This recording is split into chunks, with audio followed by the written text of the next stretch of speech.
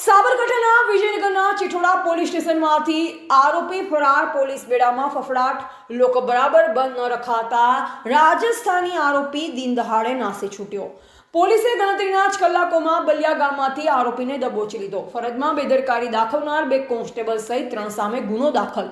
સાબરકાંઠા જિલ્લાના વિજયનગરથી એક ચોંકાવનારા સમાચાર સામે આવી રહ્યા છે। અહીં કાયદો અને વ્યવસ્થાની રખેવાળી કરતી પોલીસની જ મોટી બેદરકારી ઉઘાડી પડી છે। ચિઠોડા પોલીસ મથકના લોકઅપમાંથી એક આરોપી દિવસના અજવાળે ફરાર થઈ જતા સમગ્ર પંથકમાં ચકચાર મચી ગઈ છે। લોકઅપને યોગ્ય રીતે લોક ન કરવામાં આવતા આરોપી પોલીસને થાપ આપી ભાગી છૂટ્યો। જો કે આ ઘટના બાદ પોલીસે તાત્કાલિક એક્શન લીધું અને ગણતરીના જ કલાકમાં આરોપીને ફરી ઝડપી પાડ્યો છે।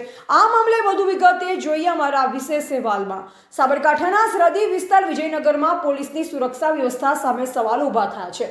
ચિઠોડા પોલીસ સ્ટેશનમાં પ્રોહિબિશનના ગુનામાં ઝડપાયેલો રાજસ્થાનના ઉદયપુરનો આરોપી સંજય બંસીલાલ ખરેડી પોલીસની નજર સામેથી ફરાર થઈ ગયો। નવાઈની વાત તો એ છે કે લોકઅપને યોગ્ય રીતે તાળો ન મારવામાં આવતા આરોપીને ભાગવામાં મોકળું મેદાન મળી ગયું હતું। આ ઘટના બની ત્યારે આસિસ્ટન્ટ હેડ કોન્સ્ટેબલ રમણભાઈ અને મહિલા હેડ કોન્સ્ટેબલ રીટાબેન ફરજ પર હાજર હતા। આરોપી ફરાર થતા ઉચ્ચ અધિકારીઓ સહિત પોલીસનો કાફલો હરકતમાં આવ્યો। આજુબાજુના ગામોમાં તપાસ તેજ કરવામાં આવી। અંતે ટેકનિકલ સર્વેલન્સ અને સ્થાનિક બાતમીદારોની મદદથી પોલીસે વિજયનગરના બલિયા ગામમાંથી આરોપીને ફરીથી દબોચી લીધો છે।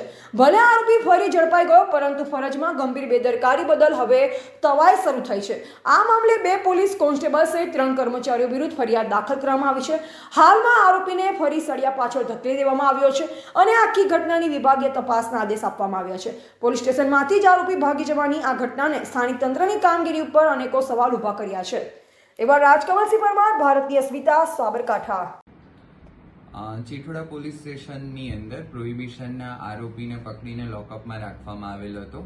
આરોપીએ લોકઅપ યોગ્ય રીતે લોક ન થયેલ હોય તેનો લાભ લઈ અને આરોપી ત્યાંથી ભાગેલો હતો અને તાત્કાલિક જ ચિઠોડા પોલીસ સ્ટેશનની ટીમે બલીસા ગામથી આરોપીને ગણતરીના કલાકોમાં પકડી પાડ્યો હતો।